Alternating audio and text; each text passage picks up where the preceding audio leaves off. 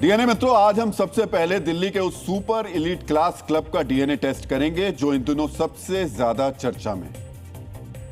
वो क्लब चर्चा में इसलिए है क्योंकि सरकार उसे बंद कराना चाहती है और देश के कुछ विशेष सुविधा प्राप्त लोगों को यह मंजूर नहीं है। सरकार ने जिमखाना क्लब का लीज खत्म कर उसे 5 जून तक हटाने की डेडलाइन दी है। डेडलाइन पूरा होने में अब सिर्फ 10 दिन बचे हैं। इस बीच सरकार के फैसले का विरोध तेज होता जा रहा है। इस निर्णय के खिलाफ उस सुपर एलीट क्लब के सदस्य अदालत पहुंच गए। मित्रों, देश में 1 लाख से ज्यादा क्लब हैं। दिल्ली में भी बड़ी संख्या में क्लब हैं, लेकिन उन सभी क्लबों की तुलना में जिमखाना क्लब बहुत विशेष है। इतना विशेष कि आप उस क्लब में जाने के बारे में सोच भी नहीं सकते। मित्रों, ये सिर्फ आम लोगों की बात नहीं है। जिनकी गिनती देश के सबसे रईस लोगों में होती है, उन्हें भी इस क्लब में अंदर जाने की अनुमति नहीं है। जो लोग दिल्ली के 5 स्टार होटल्स में रहकर करोड़ों रुपए खर्च कर सकते हैं, वो भी जिमखाना क्लब नहीं जा सकते। सोचिए, ये कितना विशेष क्लब जिसमें गिने चुने लोग ही जा सकते हैं।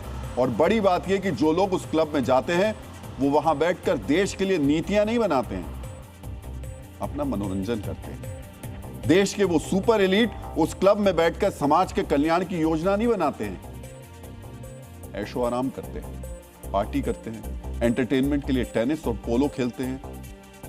और ऐसा आज से नहीं है, आजादी के बाद से ही हो रहा है। मित्रों, डॉक्टर राम मनोहर लोहिया ने कहा था कि जब तक देश के प्राकृतिक और आर्थिक संसाधनों पर समाज के आम नागरिक का अधिकार नहीं होगा, तब तक देश की प्रगति का कोई मूल्य नहीं है। लेकिन दुर्भाग्य से दिल्ली में कई ऐसी सरकारी संपत्तियां हैं जिनका इस्तेमाल आम लोगों के लिए नहीं, कुछ अति विशेष लोगों के लिए ही होता है। इन्हीं में से एक है दिल्ली जिमखाना क्लब। जिमखाना क्लब दिल्ली के लुटियंस इलाके में है। देश के प्रधानमंत्री का जहां आवास है, उसके ठीक बगल में यह क्लब है।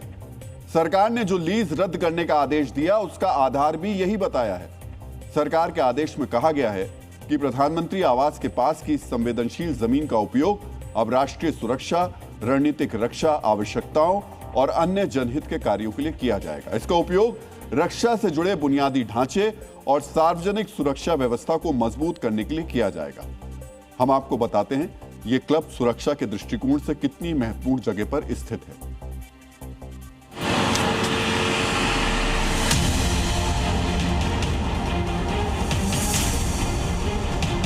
प्रधानमंत्री आवास है जो कि 7 लोक कल्याण मार्ग है, वो इस जिमखाना क्लब के ठीक साथ में जो दीवार है उससे सटा हुआ है।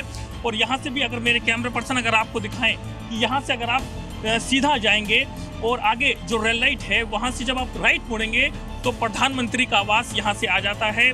और यहाँ से अगर मैं पैदल भी अगर मैं चलता हूँ तो यहाँ से जिमखाना जो क्लब की दीवार है वो ठीक साथ में ही जो प्रधानमंत्री आवास है 7 लोक कल्याण मार्ग उससे बिल्कुल सटी हुई है।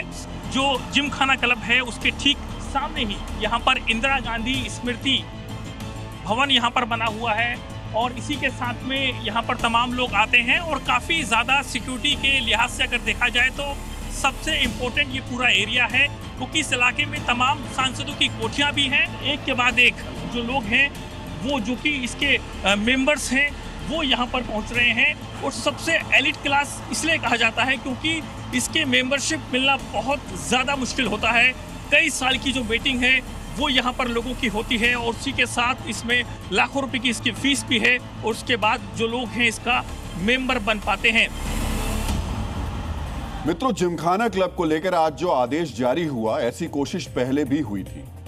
जब राजीव गांधी प्रधानमंत्री थे तब उन्होंने भी सुरक्षा का हवाला देकर क्लब पर नियंत्रण लेने का फैसला किया था, लेकिन वो प्रयास सफल नहीं हो सका। तब क्लब अपनी स्वायत्तता और लीज बचाने में कामयाब रहा था, लेकिन इस बार क्लब को बंद करने और उसकी जमीन खाली करने का आदेश हो चुका है। हालांकि इस बार भी क्लब के सदस्य दिल्ली हाईकोर्ट गए हैं। कल इस पर सुनवाई होगी। हम आपको सुनाते हैं जो लोग इस जिमखाना क्लब से जुड़े हैं उनका क्या कहना है। It's a home away from home for so many of us.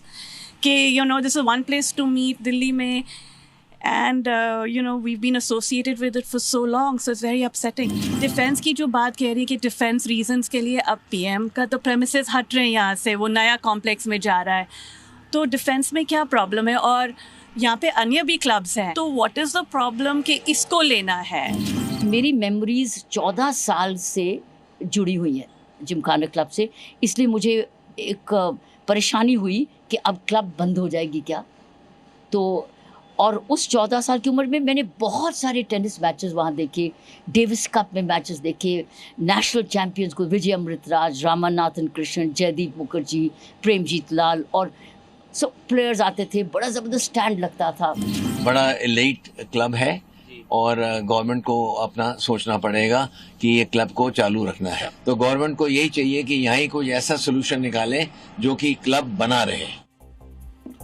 सुना आपने, क्लब के विशेषाधिकार प्राप्त सदस्य नाराज हैं। मित्रों, ये नाराजगी ऐसे ही नहीं है।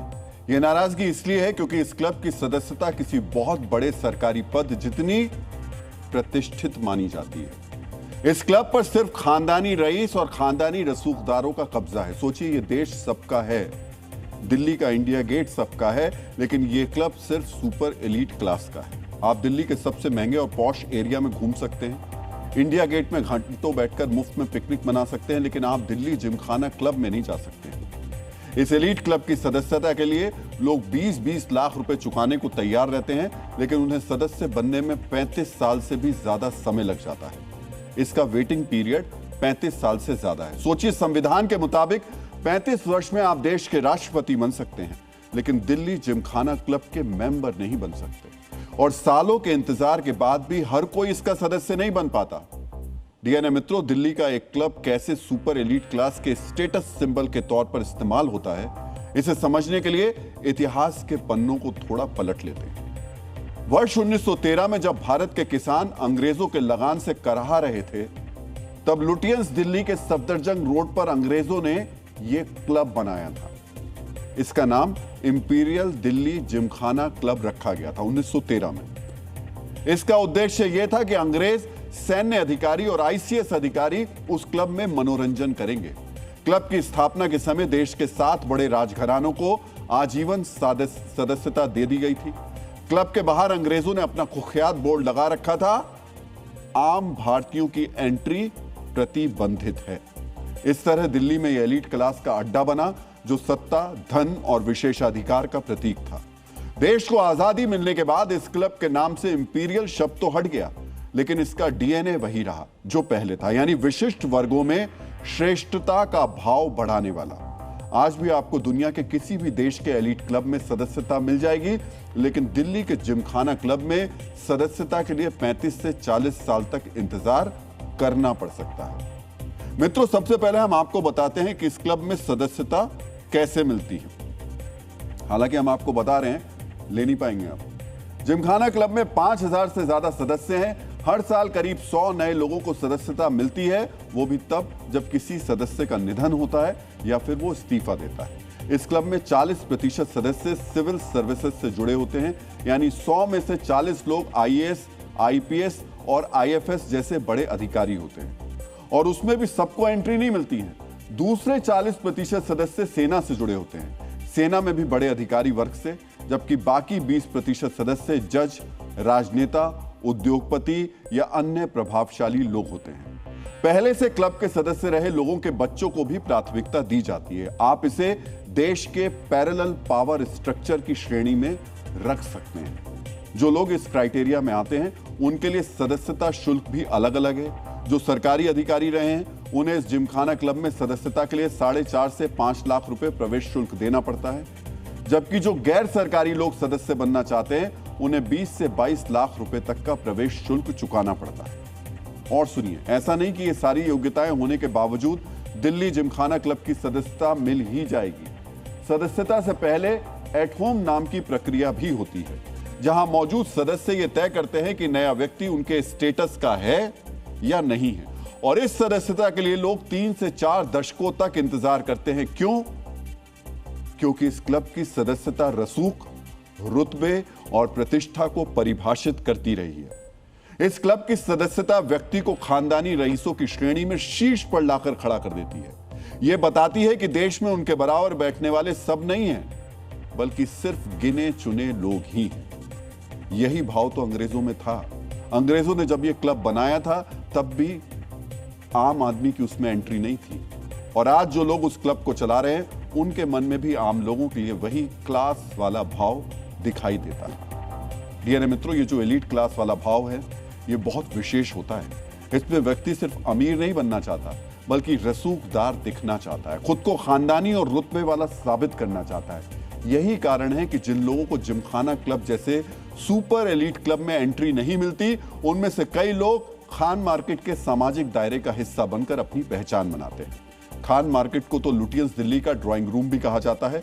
इसी तरह डिफेंस कॉलोनी मार्केट हो या फिर चाणक्यपुरी का संतुष्टि शॉपिंग कॉम्प्लेक्स, ये सब ऐसे ठिकाने हैं जो स्टेटस सिंबल का प्रतीक माने जाते हैं। मित्रों, कार्ल मार्क्स ने कहा था, यदि देश के संसाधन और विकास का लाभ आम जनता तक नहीं पहुंचता तो वो स्वतंत्रता केवल एक भ्रम है। दिल्ली के जिमखाना क्लब का लाभ तो छोड़िए, आम लोग तो उसके गेट के अंदर झांक भी नहीं सकते हैं। जिस लुटियंस दिल्ली में ये एलीट क्लब है, उससे राष्ट्रपति भवन की दूरी सिर्फ 2.5 से 3 किलोमीटर के बीच है। उस राष्ट्रपति भवन के गार्डन में भी आम लोगों को जाने और उसे देखने की अनुमति, सोचिए, राष्ट्रपति भवन में आप जा सकते हैं, गार्डन में जा सकते हैं, लेकिन जिमखाना क्लब की ओर तो आम लोग देख भी नहीं सकते। जिमखाना क्लब से इंडिया गेट की दूरी लगभग 3.5 किलोमीटर है।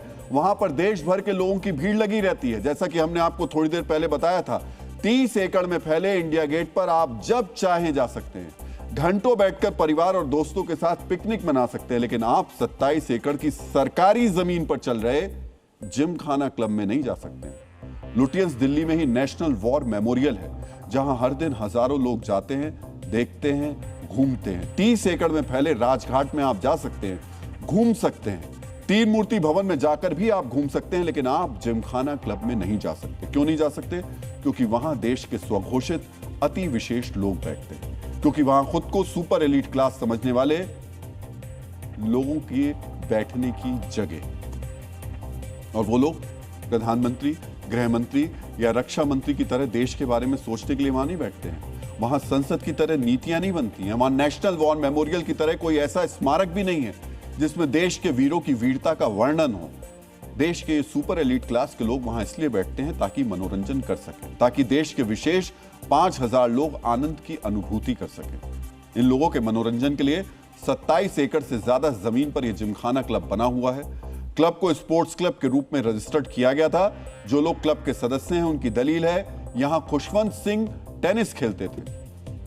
लेकिन सवाल है, देश को इस स्पोर्ट्स क्लब से क्या फायदा मिला? क्या कोई बड़ा टेनिस खिलाड़ी यहां से निकला? जवाब है नहीं। क्या किसी बैडमिंटन खिलाड़ी ने यहां से ख्याति प्राप्त की? जवाब है नहीं। यहां सिर्फ मनोरंजन हुआ। मित्रों, ये जो अति विशिष्ट लोगों के लिए जिमखाना क्लब बना है, वो कितना आलीशान है, अब ये भी समझिए। यहां देश के सबसे अधिक 26 ग्रास टेनिस कोर्ट हैं, जिन्हें अंतर्राष्ट्रीय मानकों यानी विंबलडन चैंपियनशिप की जो तर्ज पर बेहद बारीकी से मेंटेन किया जाता है। यहाँ स्क्वैश कोर्ट और बैडमिंटन कोर्ट भी है। 25 मीटर का ओलंपिक स्विमिंग पूल है। ये अलग बात है कि आज तक कोई तैराक यहां से निकलकर अंतर्राष्ट्रीय स्तर पर पहचान नहीं बना पाया। यहां मल्टीपल डाइनिंग हॉल हैं, जिनमें मुगलई से लेकर कॉन्टिनेंटल तक का खाना परोसा जाता है। चांदी और प्रीमियम चीनी मिट्टी के बर्तनों में ब्रिटिश, कॉन्टिनेंटल और पारंपरिक भारतीय व्यंजन परोसे जाते हैं। यहां फुल सर्विस बार भी है और इसी बार में 2020-21 के दौरान जब लॉकडाउन में शराब बेचना प्रतिबंधित था, तब भी शराब बेची गई। हालांकि बाद में क्लब बार का लाइसेंस रद्द कर दिया गया था। लॉकडाउन में भी शराब बिकना रसूख का प्रतीक माना गया। क्लब के अंदर लाइब्रेरी और रीडिंग हॉल भी है। 5 स्टार होटल की तरह गेस्ट रूम भी है। लाउंज में लकड़ी की नक्काशीदार सजावट और चमड़े के सोफे हैं, जहां शाम को सिर्फ एक खास ड्रेस कोड के साथ ही प्रवेश मिलता है। सोचिए कितना आलीशान क्लब हाउस है। वहां पर 500 से ज्यादा कर्मचारी विशेष सुविधा प्राप्त 5000 लोगों के लिए काम करते हैं। सोचिए, दिल्ली की आबादी 2.25 करोड़ के आसपास है, लेकिन इन 2.25 करोड़ लोगों में से सिर्फ 5000 लोगों के लिए दिल्ली के सबसे हाई प्रोफाइल इलाके में एक जगह सुरक्षित है, जहां बाकी दिल्ली वालों की कोई एंट्री नहीं। 27 एकड़ से ज्यादा इलाके में फैले इस क्लब की अनुमानित कीमत 27,000 करोड़ के आसपास है। यह 27,000 करोड़ रुपए की सरकारी जमीन सिर्फ 5,000 लोगों के लिए इस्तेमाल हो रही है और सालों से होती रही है। हम फिर बता रहे हैं कि इस क्लब में कोई देश हित की नीतियां नहीं बनती, यहां सिर्फ मनोरंजन होता है। इस क्लब की नेटवर्थ 129 करोड़ रुपए है। इतना ही नहीं, म्यूचुअल फंड में भी 217 करोड़ रुपए का निवेश इस क्लब के नाम पर है। सोचिए, कानूनी तौर पर जिमखाना क्लब एक नॉन प्रॉफिट संस्था है। यानी इसका वही दर्जा है जो किसी एनजीओ या चैरिटेबल ट्रस्ट को मिलता है। इसलिए इतने बड़े वित्तीय ढांचे को टैक्स में भी छूट मिलती है। मित्रों, जिस क्लब की 250 करोड़ रुपए से ज्यादा की नेटवर्थ हो, जो 27,000 करोड़ रुपए की सरकारी जमीन पर चलता हो, वो एलीट क्लब सरकार को कितना किराया देता है, सोचिए। 2023 से पहले तक इस क्लब का सालाना किराया आप सोच भी नहीं सकते, सिर्फ 409 रुपए था। मतलब शुरुआती 98 वर्षों में सरकार को लुटियंस दिल्ली की 27 एकड़ जमीन से कुल 40,131 रुपए किराया मिला। 40,131 रुपए, कितना? 98 साल में 98 साल में 40,000 किराया सरकार को इस क्लब से मिला। यह रकम लुटियंस दिल्ली के एक दिन के बाजार के किराए के बराबर भी नहीं है। जिमखाना क्लब से अगर बाजार दर के हिसाब से किराया लिया जाता तो सरकारी खजाने में 8,711 करोड़ रुपए आ सकते थे, लेकिन सरकार को सिर्फ 40,000 रुपए मिले 98 वर्ष में, यानी करीब 9,000 करोड़ रुपए का सीधे सीधे नुकसान सरकार को इस क्लब से उठाना पड़ा। मित्रों, 8,711 करोड़ रुपए से सरकार लगभग 4 से 5 करोड़ गरीब नागरिकों को मुफ्त स्वास्थ्य बीमा कवच दे सकती है, लेकिन वो पैसा सरकार को नहीं मिला। क्यों? क्योंकि सुपर एलीट क्लास के मनोरंजन पर सरकारी संसाधनों का बड़ा हिस्सा खर्च होता रहा। 2023 में केंद्र सरकार ने क्लब के कवर्ड एरिया और खुले क्षेत्र का नया मूल्यांकन किया। इसके बाद वार्षिक ग्राउंड रेट 4 करोड़ 9 लाख रुपए कर दिया गया और यह किराया 2018 से ही प्रभावी मान लिया गया, लेकिन बड़े रसूखदारों के इस क्लब ने यह राशि नहीं चुकाई। लीज खत्म करते समय सरकार ने क्लब को नियमों के उल्लंघन, डैमेज चार्ज और पुराने बकाये को जोड़कर 4 करोड़ 58 लाख रुपए का बकाया शुल्क थमा दिया। क्लब को निर्देश दिया गया है कि 5 जून को जगह खाली करने से पहले सरकार का पूरा बकाया शुल्क सरकारी खजाने में जमा करें। 10,000 गुना ज्यादा हुई इस बढ़ोतरी का क्लब के सदस्यों ने विरोध किया। अब सरकार ने 113 साल पुरानी लीज खत्म करने का निर्णय लिया है, तो इस पर राजनीतिक प्रतिक्रियाएं भी आ रही हैं। हम आपको सुनाते हैं कि किस तरह क्लब बंद करने का विरोध किया जा रहा है। जिमखाना क्लब देश के इतिहास से जुड़ा है और अब तो सुना है प्रधानमंत्री आवास भी शिफ्ट होने वाला है, तो क्यों जिमखाना बंद किया जा रहा है? जिमखाना बंद होने का मैं विरोध करता हूँ। जिमखाना का जैसा आपने कहा कि 100 साल का इतिहास है और उससे लोग जुड़े हुए हैं। एक कहा जाए कि वो जो है धरोहर है दिल्ली का, और उस धरोहर को आप खत्म करना चाहते हैं। इस प्रकार की एलिटिस्ट वीवीआईपी लुटियंस माइंडसेट के लिए मैं देख रहा था कांग्रेस के कुछ लोग हाईतौबा मचा रहे हैं। मतलब ये इंतहा हो गई वीवीआईपी एलिटिज्म माइंडसेट की। सुना आपने, क्लब बंद करने को लेकर सवाल उठ रहे हैं। सवाल इसलिए भी उठ रहे हैं क्योंकि इस जिम खाना क्लब से इतिहास की कई कड़ियां भी जुड़ी हुई। 1947 में जब भारत और पाकिस्तान की लकीर खींची जा रही थी, तब भारत के बंटवारे के लिए जिम्मेदार माने जाने वाले, अब इसको तथ्य को थोड़ा ध्यान से सुनिएगा, 1947 में जब भारत और पाकिस्तान के बीच लकीर खींची जा रही थी, तब इस बंटवारे के लिए जिम्मेदार माने जाने वाले मोहम्मद अली जिन्ना को इसी जिमखाना क्लब में फेयरवेल पार्टी दी गई थी। जवाहरलाल नेहरू खुद इस क्लब के सदस्य थे। 3 मूर्ति भवन में रहते हुए वो यहां अक्सर आते जाते थे। बॉलीवुड की सबसे चर्चित पुरानी आइकॉन जोड़ी दिलीप कुमार और सायरा बानू की यादें भी इस क्लब से जुड़ी हुई हैं। 1966 में जब दोनों की शादी हुई तो इसी क्लब में उनका स्वागत हुआ था। इंदिरा गांधी के शासनकाल के समय उनके करीबी अफसर इस क्लब के सदस्य हुआ करते थे। एक पूर्व आईएएस अधिकारी ने तो यहां तक कहा था कि जो ट्रांसफर संसद में नहीं होते, वो जिमखाना क्लब के डाइनिंग हॉल में हो जाते हैं।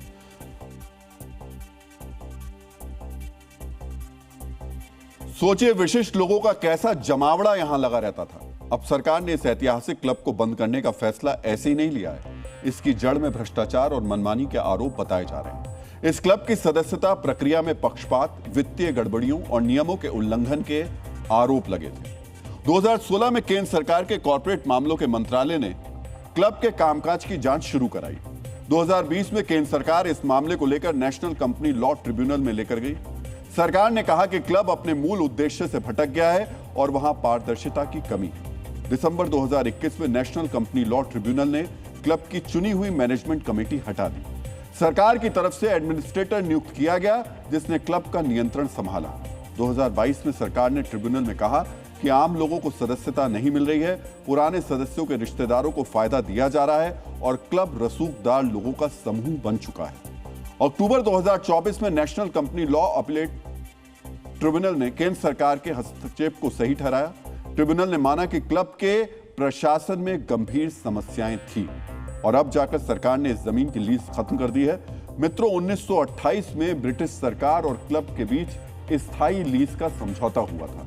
इस तरह की लीज में समय की कोई निश्चित सीमा नहीं होती, बल्कि ये हमेशा के लिए वैध मानी जाती है, बशर्ते शर्तों का उल्लंघन ना हो। लेकिन यह जमीन तकनीकी रूप से केंद्र सरकार की है, इसलिए सरकार ने लीज डीड के विशेष क्लॉज का इस्तेमाल करके इसे रद्द कर दिया, क्योंकि यह संवेदनशील इलाका माना जाता है।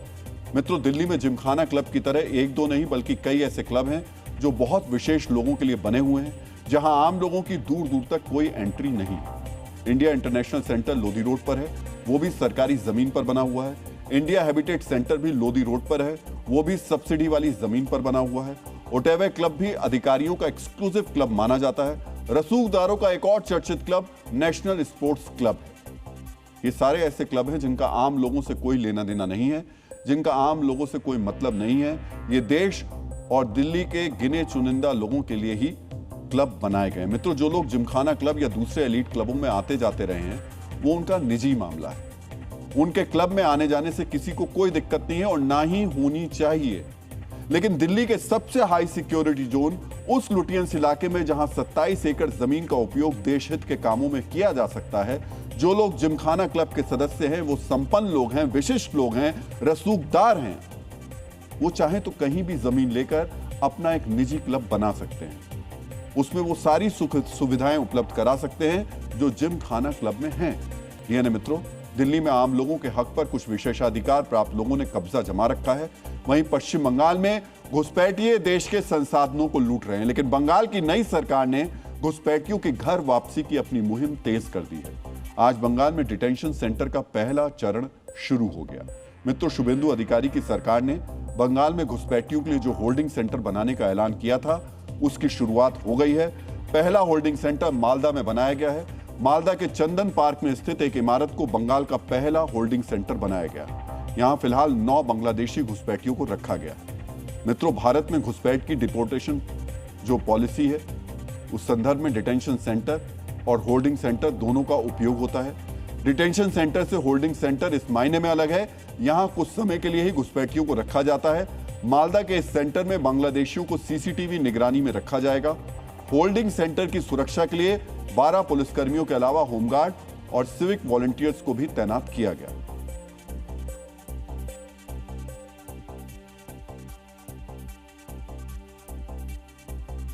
मित्रों, 2 दिन पहले जारी आदेश में बंगाल सरकार के गृह विभाग ने सभी जिलों को संदिग्ध विदेशी नागरिकों और डिपोर्टेशन का इंतजार करने वाले घुसपैठियों के लिए होल्डिंग सेंटर बनाने के आदेश दिए थे और आज ही इसे शुरू कर दिया गया।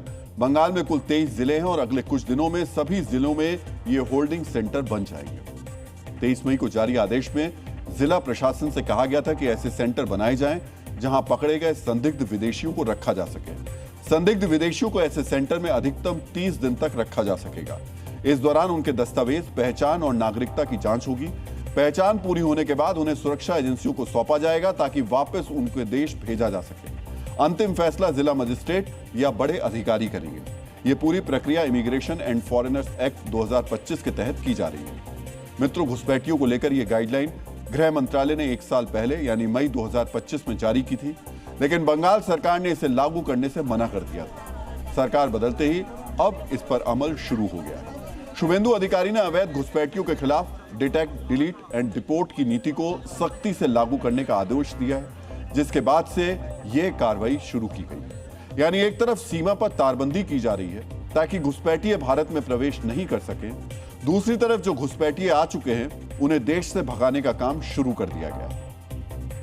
यानी मित्रों, बंगाल में सत्ता परिवर्तन के बाद एक तरफ जहां घुसपैठियों को खदेड़ने का इंतजाम किया जा रहा है, वहीं दूसरी तरफ गुंडे और माफियाओं का भी इलाज किया जा रहा है। जो माफिया कल तक लोगों को डराने का काम करते थे, अब वो खुद डरे हुए। माफिया के इलाज की ऐसी ही एक तस्वीर हावड़ा से आई। खुद को हावड़ा का डॉन समझने वाले आकाश सिंह नाम के अपराधी की परेड निकाली गई, वो भी बनियान में। मित्रों, ये कोई छोटा मोटा अपराधी नहीं है। इसके खिलाफ 20 से ज्यादा आपराधिक मामले दर्ज हैं। ममता सरकार के दौरान आम लोगों से लेकर पुलिस में भी इसका खौफ था। ये शख्स पुलिस पर भी हमला करता था। आकाश सिंह के खिलाफ पुलिसकर्मियों पर भी हमले के आरोप दर्ज हैं। लेकिन अब देखिए, सरकार बदलते ही इस माफिया की क्या स्थिति हो गई। जिस आकाश सिंह पर हाथ डालने से पुलिस पहले डरती थी, उसे इस हालात में हावड़ा की सड़कों पर घुमाया जा रहा है। पुराने मामले की छानबीन के सिलसिले में पुलिस ने इसे हावड़ा की सड़कों पर इस तरह घुमाया। मित्रों, आचार्य चाणक्य कहते हैं कि दंड ही शासन का आधार है।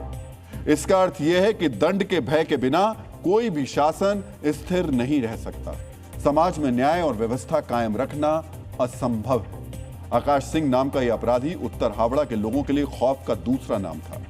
उसके खिलाफ जबरन वसूली, छेड़खानी, अवैध निर्माण और जमीन पर कब्जा करने जैसे केस दर्ज हैं। आरोप यह भी है कि 2021 में आकाश ने एक पुलिस अधिकारी पर बम फेंका था। कोलकाता के नाइट क्लब के लिए वो आतंक का दूसरा नाम था। उसके खिलाफ नाइट क्लब में हिंसा और मारपीट के कई आरोप हैं। हाल ही के दिनों में उसके खिलाफ 5 केस दर्ज किए गए, जिनमें जबरन वसूली और अवैध हथियार रखने के आरोप हैं। आकाश के तीनों भाइयों को भी पुलिस ने हिरासत में ले लिया है। उन पर भी हत्या और नकली नोट का रैकेट चलाने के गंभीर आरोप हैं। लेकिन आरोप लगते हैं कि पिछली सरकार के दौरान उसको राजनीतिक संरक्षण हासिल था। इसी वजह से पुलिस उसके खिलाफ एक्शन नहीं लेती थी। खुद पर हमलों के बावजूद पुलिस उस पर कार्रवाई करने से डरती थी। इनके संपत्तियों को भी हम जब्त करेंगे, इनके संपत्तियों का नीलामी कराएंगे और इन लोगों का परमानेंट व्यवस्था हो, इस काम में भी हावड़ा सिटी पुलिस लगी है। इनके जितने शागिर्द हैं, इनको मदद करने वाले जो लोग हैं, सबको चिन्हित करके उनके खिलाफ भी कठोर कार्रवाई करने की प्रक्रिया जारी है। आज आपको इस अपराधी की एक और तस्वीर देखनी चाहिए। मेरी बाईं तरफ जो शख्स दिख रहा है वो आकाश सिंह ही है। कुछ दिन पहले तक ये इसी तरह दिखता था। गिरफ्तारी के बाद आकाश सिंह की पहली परेड हाफ पैंट और टी शर्ट में कराई गई। हालांकि उसकी दाढ़ी और बाल छोटे हो गए थे, लेकिन अगले दिन तो उसका हुलिया पूरी तरह ही बदल दिया गया। न सिर्फ उसकी दाढ़ी और बाल गायब हो गए, बल्कि उसके कपड़े भी छोटे हो गए। टी शर्ट की जगह बनियान पहनकर वो पुलिस के साथ हावड़ा की सड़कों पर दिखाई दिया। मित्रों, पुलिस चाहती तो उसे गिरफ्तार करके चुपके से अपने गाड़ी में छानबीन के लिए ले जा सकती थी, लेकिन इसके बदले पुलिस ने यह तरीका अपनाया। इस तरह आकाश सिंह की परेड कराने का मकसद लोगों को यह संदेश देना था कि अब इस अपराधी के दिन लद गए।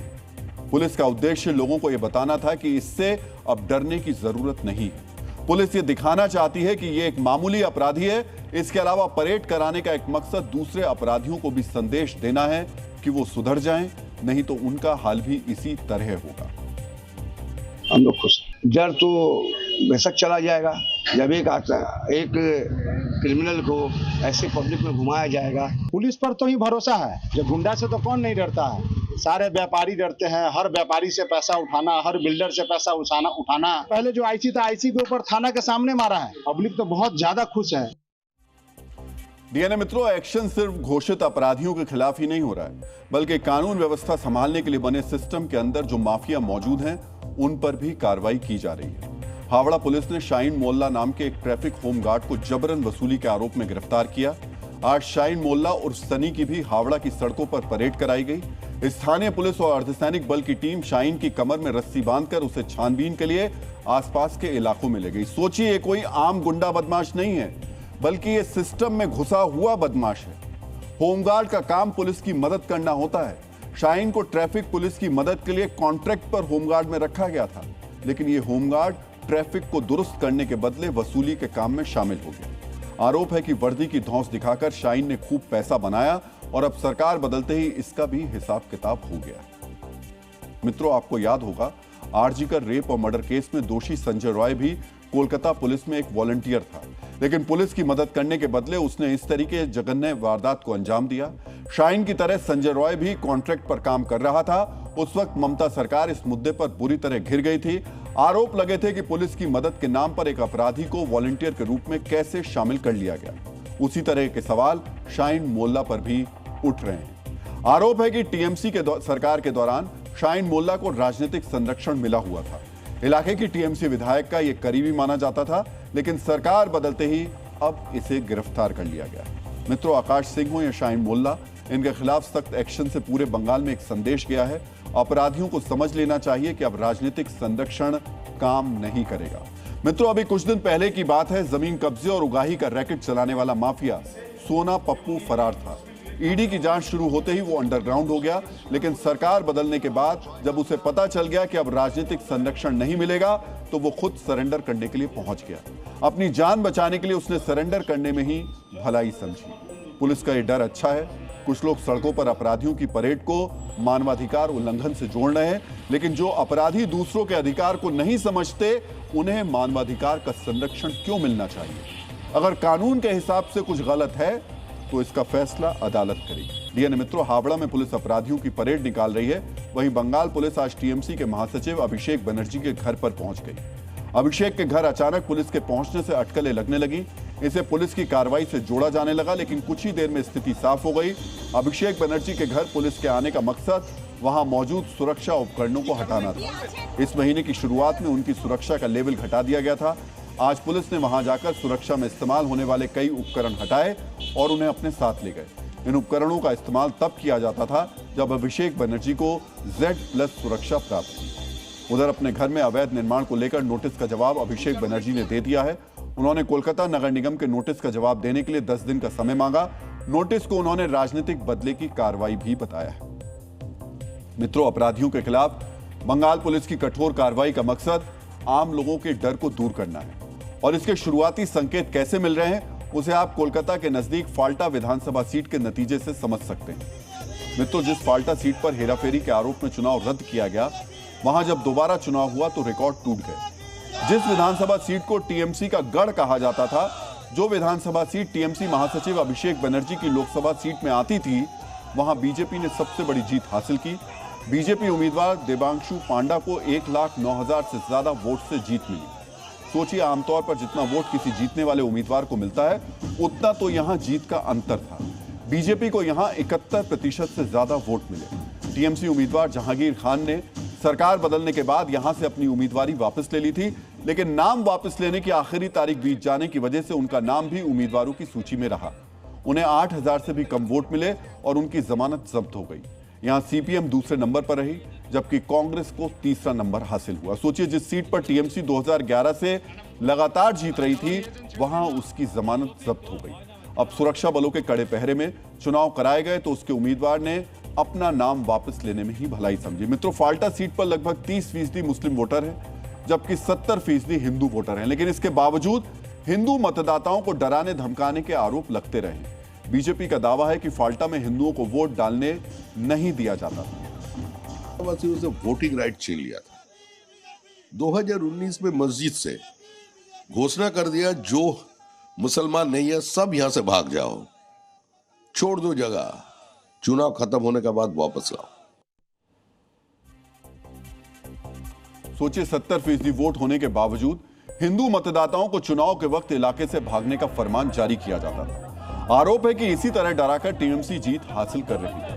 2021 के विधानसभा चुनाव में फाल्टा से टीएमसी ने 40,000 से ज्यादा वोट से जीत हासिल की थी, लेकिन 2 साल पहले लोकसभा चुनाव के दौरान नया रिकॉर्ड बना। टीएमसी महासचिव अभिषेक बनर्जी को फाल्टा विधानसभा सीट पर 89% वोट मिले और फाल्टा विधानसभा से उनकी बढ़त 1,68,000 वोट की थी। सोचिए, सिर्फ 2 साल में क्या हो गया। 89% वोट लाने वाली पार्टी को 4% वोट भी नहीं मिले। लोकसभा चुनाव में 1,68,000 की बढ़त के बावजूद टीएमसी के उम्मीदवार को यहां से लड़ने की हिम्मत तक नहीं मिली।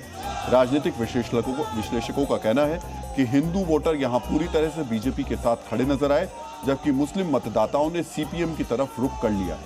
आरोपों के मुताबिक जो लोग मतदाताओं को डराने धमकाने का काम करते थे, वो बदले माहौल में इस बार खुद ही फाल्टा छोड़कर चले गए। बंगाल पुलिस एक तरफ सड़क पर अपराधियों का मार्च निकाल रही है, तो वहीं महाराष्ट्र पुलिस ने एक ऐसा फ्लैग मार्च किया जो आपने पहले कभी नहीं देखा होगा। महाराष्ट्र पुलिस के करीब 100 जवान फ्लैग मार्च कर रहे हैं। पुलिस वालों के हाथ में हथियार और डंडे हैं, ये आप देख सकते हैं। और ये किसी सड़क पर नहीं निकले। अमूमन इस तरीके का फ्लैग मार्च जो होता है वो सड़कों पे किया जाता है। ये सारे के सारे जो पुलिस के लोग हैं, 100 जवान हैं, वो हाथों में डंडे और हथियार लेकर एक सोसाइटी के अंदर फ्लैग मार्च कर रहे हैं। इनके हाथों में आप देख सकते हैं स्मोक ग्रेनेड भी है। पुलिस की 5 गाड़ियां भी इनके साथ चल रही हैं, सोसाइटी के अंदर चल रहे हैं। ऐसा फ्लैग मार्च आम तौर पर दंगा ग्रसित क्षेत्रों में होता है। संवेदनशील इलाकों में किया जाता है, लेकिन आप ये जानकर चौंक जाएंगे, ये पुलिस फोर्स मुंबई के पास ठाणे की एक सोसाइटी में तैनात की गई है। पुलिस का ये दस्ता सोसाइटी के अंदर फ्लैग मार्च कर रहा है। आप भी सोच रहे होंगे इस सोसाइटी को पुलिस छावनी क्यों बना दिया गया। यानी मित्रों, ये मुंबई से सटे मीरा रोड पर स्थित जेपी इंफ्रा हाउसिंग सोसाइटी है। पुलिस की टीम और सोसाइटी के सुरक्षा गार्ड अंदर आने वाली हर गाड़ी की चेकिंग कर रहे हैं। इतनी सघन चेकिंग देखकर आपको लग रहा होगा कि किसी दुर्दांत अपराधी की तलाश के लिए इतनी भारी तैनाती की गई है। आपको लग रहा होगा कि किसी आतंकवादी की तलाश में ये चेकिंग की जा रही है, लेकिन ये जानकर आपको हैरानी होगी, ये चेकिंग यहां बकरे की एंट्री को रोकने के लिए की जा रही है। सोसाइटी के गेट पर तैनात पुलिसकर्मी और गार्ड्स को यह निर्देश दिया गया है कि किसी भी कीमत पर सोसाइटी के अंदर बकरा नहीं जाना चाहिए। अगर आप ये सोच रहे हैं कि सिर्फ बकरे की जांच के लिए इतनी तैनाती कर दी गई, तो आपको इस सोसाइटी और बकरी ईद से जुड़े इसके विवादित इतिहास को जानना चाहिए। साल 2023 में इस सोसाइटी में रहने वाले एक व्यक्ति बकरी ईद से पहले 2 बकरे लेकर पहुंच गए। सोसाइटी लिफ्ट से इस बकरे को अपने घर तक वो ले गए। सोसाइटी में कुर्बानी के बकरे लेकर आने पर जबरदस्त विरोध प्रदर्शन हुआ। मामला इतना बढ़ गया कि पुलिस को आकर मोर्चा संभालना पड़ा था। इस विवाद के बाद हर साल इस सोसाइटी में बकरी ईद से पहले माहौल गर्म रहता है, लेकिन इस इतिहास को दोहराने से रोकने के लिए पुलिस ने पहले से ही तैयारी करके रखी है। सांप्रदायिक तनाव को पैदा होने से पहले ही कुचलने के लिए पुलिस ने सोसाइटी के अंदर फ्लैग मार्च किया। सोचिए क्या हालात आ गए, सोसाइटी के अंदर फ्लैग मार्च किया जा रहा है। इस फ्लैग मार्च के बाद सोसाइटी का माहौल क्या है, यहाँ रहने वाले लोग क्या कह रहे हैं, आपको ये भी जानना चाहिए। पीछे आप जो गेट देख रहे हैं बैक रोड का है, जेपी इंफ्रा के जो नॉर्थ गार्डन सिटी है उसका, और वो जो सामने आपको कैनोपी दिखाई दे रही है, वहाँ वो पुलिस जो कर्मी है वहाँ आपको बैठे हुए दिखाई दे जाएंगे। हर गेट पर पुलिस कर्मियों के लिए इस तरह कैनोपी बनाई गई है जहाँ पे पुलिस बैठी हुई है, और ये इस तरह के जो बाउंसर्स हैं उनको तैनात यहाँ पर किया गया है। आप लोग हर गाड़ी का चेकिंग कर रहे हैं यहाँ पे? जी हाँ, मतलब जैसे कि कोई भी गाड़ी आ रही है उसके अंदर कुछ सामान कुछ ऐसा जो नहीं रहना चाहिए वैसी चीजें, तो बकरे कोई नहीं ला पाए? बकरे ना ला पाए। और कोई ऐसा जो पहले हिस्ट्री को देखा जाए जेपी का, तो उसके हिसाब से थोड़ा सा वो लॉ एंड ऑर्डर मेंटेन करने के लिए, ताकि कुछ बकरा लाना और सोसाइटी में कट वगैरह करना ऐसा कुछ अगर होता है तो वो अकॉर्डिंग टू रूल्स नहीं है, तो बकरे को तो कत्ल खाना में ही काटा जाता है। तो यहाँ पे अगर ऐसा कोई वो करता है तो उसको रोकने के लिए ये सब चीज़ें हो रही है। यहाँ बकरा पैसेज में रख के जाओगे तो पालोगे पूरा, कल को कोई बोलेगा हम मुर्गी रखेंगे ये रखेंगे, तो ये सब सोसाइटी में ये सब चीज़ नहीं चलता है ना। 365 दिन उसमें से सिक्योरिटी रहती नहीं है, किसी गाड़ी चेक नहीं होती है, बाहर के लोग आते आते, बट जब बकरा ईद आती है 10 दिन प्रॉपर चेकिंग होता है। तो हम ये चाहते हैं कि ऐसा चेकिंग 365 दिन रहे। ये टारगेट जो किया जा रहा है आपको मुस्लिम होने की वजह से? हाँ, अभी देखो यहाँ पर ये तो जेपी इंफ्रा तो यही है, वो टारगेटेड सोसाइटी है। डीएनए मित्रों, एक पक्ष का यह मानना है कि सोसाइटी के अंदर माहौल को शांतिपूर्ण बनाए रखने के लिए यह कदम उठाना आवश्यक है, लेकिन दूसरा पक्ष यह कह रहा है बकरीद ईद के त्योहार से ठीक पहले यह तैनाती उन्हें टारगेट करने के लिए की गई। ऐसे में समझने की जरूरत है कि सोसाइटी के अंदर बकरे की एंट्री को बैन करने को लेकर कानून क्या कहता है। मित्रों, किसी भी रिहायशी इलाके में फ्लैट या सोसाइटी के अंदर पशु वध गैर कानूनी है। इसके लिए स्थानीय प्रशासन से पूर्व अनुमति लेना अनिवार्य है। सिर्फ प्रशासन की इजाजत काफी नहीं है, हाउसिंग सोसाइटी से एनओसी भी लेनी होती है। कुर्बानी के लिए प्रशासन आमतौर पर बूचड़खानों को चिन्हित करता है। बावजूद इसके त्योहार के नाम पर कुछ लोग सोसाइटी के अंदर बकरे की एंट्री के लिए अड़े हुए हैं। 3 साल से बकरीद से ठीक पहले सोसाइटी का माहौल तनावपूर्ण हो जाता है, और इसी का नतीजा है कि आज सोसाइटी में पुलिस फ्लैग मार्च कर रही है। सोसाइटी के अंदर पुलिस की छावनी बनी दिखाई दे रही है। मित्रों, अब हम अमेरिका के राष्ट्रपति डोनाल्ड ट्रंप के भारत प्रेम का विश्लेषण करेंगे। ट्रंप के पहले कार्यकाल में भारत और अमेरिका के संबंधों में जितनी मिठास थी, दूसरे कार्यकाल में उसकी जगह कड़वाहट ने ले ली। टैरिफ विवाद ने दोनों देशों के संबंध में तनाव की बड़ी दीवार खड़ी कर दी, जिसके बाद ट्रंप को अपने देश में भी आलोचना झेलनी पड़ी। लेकिन अब ट्रंप का हृदय परिवर्तन हो गया है। हम और आप तो आई लव माई इंडिया कहते ही हैं, लेकिन अब ट्रंप दिल्ली से 12,000 किलोमीटर दूर वॉशिंगटन में बैठकर आई लव इंडिया कह रहे हैं। ट्रंप भारतीयों को आश्वासन दे रहे हैं वो दुनिया के ऐसे नेता हैं जिन पर भारतीय 100% भरोसा कर सकते हैं। आज आपको जानना चाहिए जो ट्रंप पाकिस्तान की आतंकी सेना के चीफ आसिम मुनीर और फेवरेट फील्ड मार्शल बताते हैं, जिसको अचानक उनका भारत प्रेम क्यों उमड़ पड़ा। मित्रों, विश्लेषण में सबसे पहले आपको सुनना चाहिए अमेरिका के राष्ट्रपति ट्रंप ने किस तरह अपने भारत प्रेम का इजहार सारी दुनिया के सामने किया। मैं सभी को नमस्कार कहना चाहता हूं। मैं प्रधानमंत्री मोदी को बहुत पसंद करता हूं। मोदी महान है, वो मेरे दोस्त हैं। भारत और हमारे बीच पहले कभी इतनी नजदीकी नहीं रही। भारत मुझ पर 100% भरोसा कर सकता है और हमारा देश भी। अगर उन्हें कभी किसी मदद की जरूरत हो तो उन्हें पता है कि किसे कॉल करना है। मित्रों, ट्रंप ने हाल के दिनों में कुछ ऐसे फैसले लिए, ऐसी टिप्पणियां की जिन्हें भारत अमेरिकी संबंधों के अनुकूल नहीं कहा जा सकता। लेकिन विदेश मंत्री मार्को रूबियो का भारत दौरा, भारत में उनके बयान और इसके बाद ट्रंप का ये संबोधन बता रहा है जो कुछ पिछले 1 साल में खराब हुआ, अब अमेरिका की तरफ से उसकी मरम्मत करने की कोशिश की जा रही है। सबसे पहले टैरिफ और बयानबाजी से दोनों देशों के बीच जो अविश्वास की खाई बनी, अमेरिका उसको भरने की कोशिश कर रहा है। ट्रंप का 100% भरोसे वाला बयान इसी तरफ इशारा कर रहा है। मित्रों, ट्रंप के हृदय परिवर्तन की बड़ी वजह भारत के साथ जल्द से जल्द ट्रेड डील की कोशिश भी है। वर्ष 2025 में भारत और अमेरिका के बीच $150 बिलियन का द्विपक्षीय व्यापार हुआ। इस दौरान अमेरिका ने भारत से लगभग $104 बिलियन का सामान खरीदा और भारत को $46 बिलियन का सामान बेचा। इस तरह से अमेरिका का व्यापार घाटा करीब $58 बिलियन का रहा। ट्रेड डील के जरिए अमेरिका अपना व्यापार घाटा कम करना चाहता है।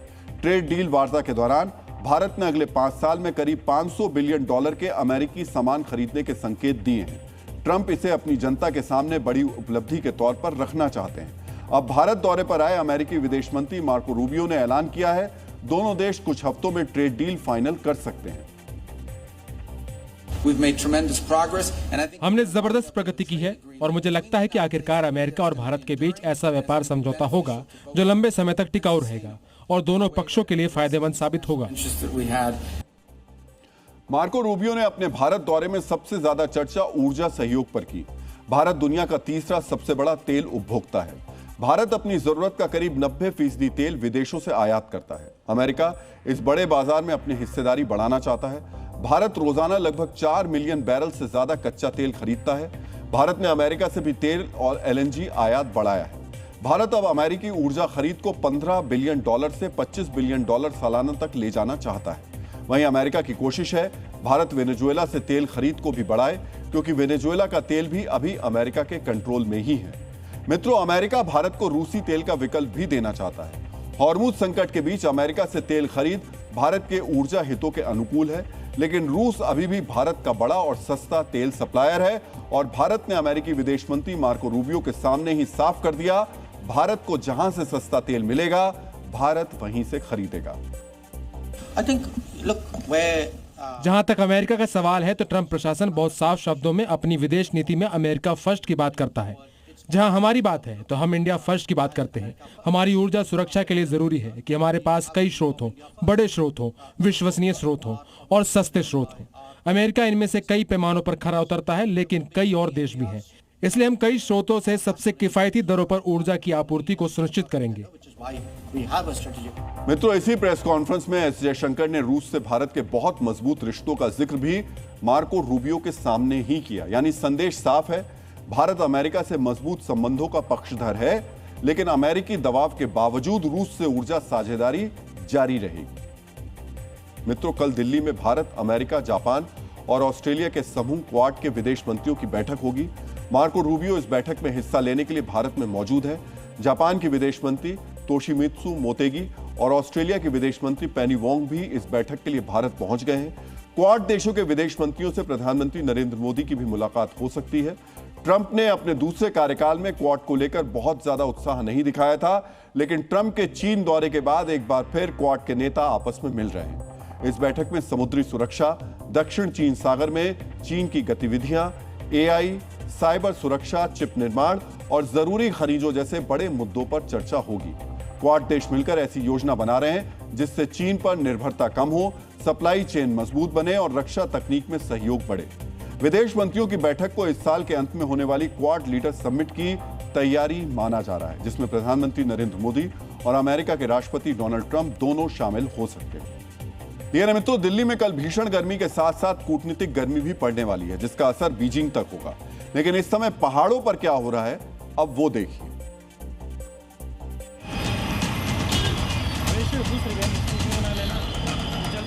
मनाली में पर्यटन सीजन अपने चरम पर है, लेकिन वहां की सड़कों पर रेंगती गाड़ियां बड़ी परेशानी बन चुकी है। कितना समय लगा रोहतांग से यहाँ पहुँचने के लिए? 10 घंटे। इतना समय लग क्यों रहा है? ट्रैफिक की वजह से। ट्रैफिक की वजह से 3 घंटे कम से कम लग गए। तो ये ट्रैफिक जाम कितना लंबा है? ये बहुत लंबा है जी, ऊपर नेरकुंड से लगा ऊपर पहुंच गया। शिमला की स्थिति तो और भी ज्यादा खराब है। वहां वीकेंड पर 1 लाख से ज्यादा गाड़ियां दाखिल हो गई। इसके बाद वहां ऐसा जाम लगा कि कुछ किलोमीटर की दूरी तय करने में लोगों को कई घंटे बर्बाद करने पड़े। शिमला पुलिस ने पूरे शहर को 5 सेक्टरों में बांटा है, लेकिन गाड़ियों की तादाद इतनी ज्यादा है कि सारे इंतजाम फेल होते नजर आ रहे हैं। इस भीड़ के बढ़ने के साथ साथ पर्यटकों की उदंडता भी बढ़ती जा रही है। ऋषिकेश में एक बेहद शर्मनाक घटना हुई, जहां हरियाणा से आए कुछ पर्यटकों ने स्थानीय लोगों के साथ मारपीट की। इसके बाद उत्तराखंड पुलिस ने सख्त कार्रवाई करते हुए 4 लोगों को गिरफ्तार भी किया और बेपरवाह पर्यटकों को सख्त चेतावनी भी दी। ये महाजाम सिर्फ आपकी और हमारी असुविधा की बात नहीं है, बल्कि ये हमारे पर्यावरण के लिए भी एक बहुत बड़ा संकट है। गाड़ियों का कार्बन उत्सर्जन, पहाड़ों का तापमान तेजी से बढ़ा रहा है। साल 2025 में ही हमने देखा हिमाचल में सामान्य से 46% ज्यादा बारिश हुई थी और उस तबाही में 366 लोगों की जान चली गई थी। वो अब और डीएनए में आज का संदेश, जब कभी भी संघर्ष में समय आपके आत्मबल को तपाने की कोशिश करे तो धूल बनकर मत बिखरिए, ध्रुव तारा बनिए।